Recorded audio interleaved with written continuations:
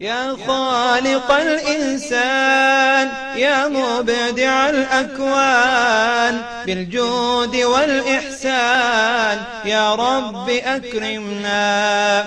يحيا بك القلب يسمو بك الحب لولاك يا رب لولاك ما كنا. أنت الذي يهدي يا رب للرشد إنا على العهد يا رب فاقبلنا. رحماك يا رحمن يا منزل القرآن بالأمن والإيمان والرشد ألهمنا. رحماك يا رحمن يا منزل القرآن بالأمن. Okay, the Shahada requires, remember we talked about this, the Shahada requires that love and hate must be solely for the sake of Allah. And remember we talked about how a lot of Muslims do not understand that as Muslims, not only must we have love for Allah, but for the sake of Allah, but we also must love for His sake. And when we say love for the sake of Allah, this means that we love all the things that Allah loves. In addition to this, we must also hate for Allah's sake too. Hate is a component of faith. And that means when we hate all the things that Allah hates. Okay? And you are testifying to this when you say La ilaha illallah Muhammadur Rasulullah. You're not only pledging your allegiance to Allah and His Prophet and His book and the Muslims, but you're also pledging that you will love and hate solely for the sake of Allah. Okay? So thus when we speak about the Arabic word Walaa, which means allegiance, when we speak about allegiance, it also implies having love, help, and drawing close. And Baraa, the Arabic word Baraa, is the opposite of this. So Ibn Taymiyyah, and remember I sent you guys an email out earlier about the life, a little summary of who Ibn Taymiyyah was, because you guys hear me mention him so much. And make sure you tune in to our Sunnah Followers magazine, which will inshallah be released in the next couple of weeks. We have a little article there too about Ibn Taymiyyah by yours truly as well. Okay, Ibn Taymiyyah was a great scholar of Islam. Okay, and by the way, all of us are students of his. All of us are students of his because we use his works. We follow his works. You know, I'm a student of his. So is Sheikh Morsi. So is Sheikh Dramali. So is Sheikh Jamal.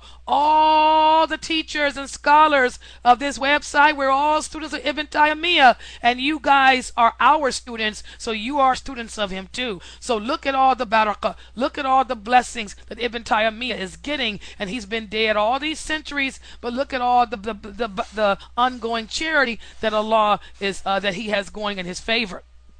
So Ibn Taymiyyah, who was one of the early scholars and one of the best, he said that Walaa, or allegiance, of course, is the opposite of Baraa. And then this allegiance involves love and intimacy. Okay? Whereas Baraa refers to being distant. So when we say that we're supposed to have enmity towards the non-Muslims, that means we're supposed to distance ourselves from him. Distance ourselves from them. That does not mean that we cannot be friends with them.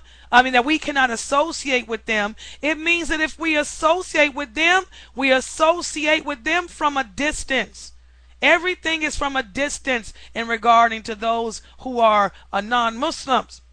Okay? Also, Abdul Latif, who was another scholar of Islam, he said the same thing. The root of Walaa is love, and the root of Baraa is enmity. And from them spring actions of the hearts and the limbs. And those actions that enter into the reality of allegiance and enmity include the giving of help. In other words, as Muslims, we're supposed to have allegiance not only to Allah, but we're supposed to help Allah too. How do we help Allah? By conveying His message. We're supposed to give help to the Prophet. How do we give help to the Prophet? By upholding his sunnah. Okay? We're supposed to also give help to the other Muslims. How do we help them? By encouraging them to enjoin the good and forbid the evil. So our allegiance includes helping one another, guys. Helping me to be a good teacher. Helping me, helping you to be a good student. We helping each other to attain paradise. Okay? It also includes socializing. That means that we're friends with each other. We try to become friends with Allah by doing the things that please Him. Friends with the Prophet by following and upholding his sunnah. Friends with each other. Cooperating with each other. Fighting to defend each other.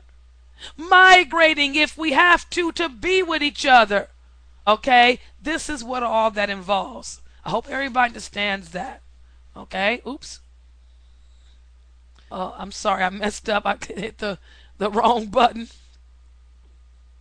I'm sorry. Okay, here we go. So thus, guys, allegiance and necessary consequences of the Shahada. And this is proven from the book of Allah and the Sunnah. For example, Allah tells us in the Quran, in the interpretation, the meaning, let not the believers take the unbelievers as intimate friends and helpers over the believers. What does this mean?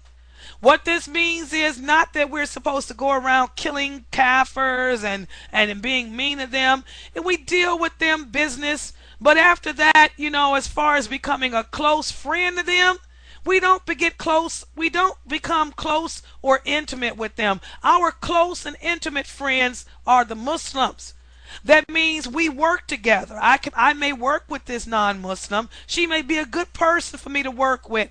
But once I punch out the time clock, that's it. Our relationship ends. I don't hang out with her. We don't go out to dinner together. We don't go to the movies together. We don't talk on the phone as chit-chat. We're not intimate friends. Okay? When I need help, I'm not going to come to her. I'm going to go to the Muslims for help. Okay? For example, if I can find a Muslim doctor who can take care of me, I will put that Muslim first. Okay? Let me give another example. We talk about eating from the people of the book. As every one of you should know by now, Allah tells us in the Quran that it is lawful for us to eat the food of the people of the book. So therefore, if we had 3 meat stores, one owned by a Christian, another owned by a Jew, and another owned by a Muslim, which one can we buy food from? The answer is all 3. All 3. All 3. You can buy food from all 3. So, but why would most people choose the Muslim? Well, the reason why I'm going to the Muslim store is because I'd rather help him. I'd rather give my money to the Muslim first before giving it to the non-Muslim. So even though it's lawful for me to buy my food from the Jew, even though it's lawful for me to buy my food from the Christian, I'm going to give my money to the Muslim because we should help each other. Okay, we should help each other first. Our allegiance should be to each other's first. And this is how the Muslims differ from the Christians. Muslims are so quick to give their charity to non-Muslims. For example, I know so many Muslims who take their money and give it to homeless shelters. What about giving that money to the Muslims in your community who are in need? This is one of the 6 things that the Prophet said that the Christians will always